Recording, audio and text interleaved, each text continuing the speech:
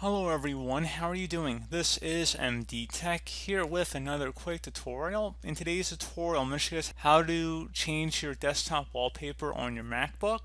So this should be a pretty straightforward tutorial, guys, and without further ado, let's go ahead and jump right into it. So you want to first start off by just closing out or minimizing any programs or applications you have open, and then just go ahead and left click on a blank area on your desktop.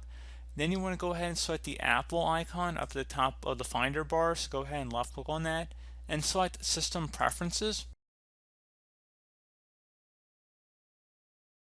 Go ahead now and select the Desktop and Screensaver button. So go ahead and left click on that.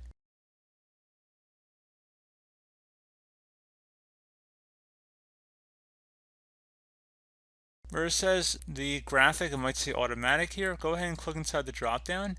And you can set different options here. So you can see it says to automatic, but if you want to set it to light or dark, you can go ahead and modify that too, just within the image itself, which is definitely interesting. And you can see Apple actually does have recommended desktop photos here you can select from. So plenty of options here to satisfy your curiosity if you want to go make any modifications again. So like I said, plenty of images here to choose from.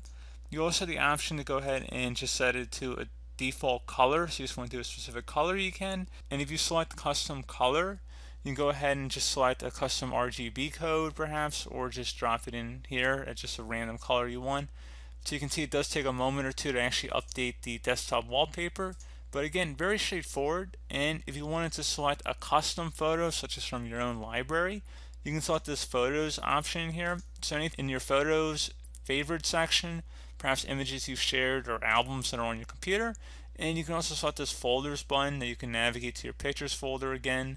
Or you can also click the little plus button under here too, and that should be able to add a new location, or if you have a different location that you have these pictures saved in, you can go navigate to your desktop or wherever you may have your wallpaper of your choosing. Go ahead and select it from there. So again, very straightforward process, guys. I do hope that I was able to help you out, and as always, thank you for watching, and I do look forward to catching you all in the next tutorial. Goodbye.